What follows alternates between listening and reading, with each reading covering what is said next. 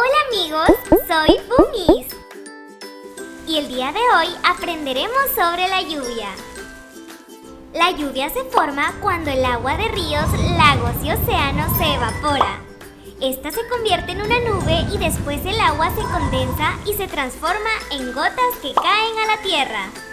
En Guatemala, la temporada de lluvia se presenta normalmente desde mayo hasta noviembre. ¿Alguna vez te has preguntado cuáles son los beneficios de la lluvia?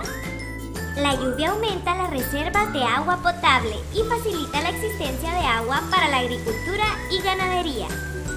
Las lluvias y nubes a su vez refrescan la atmósfera y disminuyen la temperatura. ¿Te imaginas si no existiera? El mundo se volvería un desierto. Recuerda que nos estaremos viendo cada 15 días para seguir aprendiendo juntos. ¡Nos vemos a la próxima!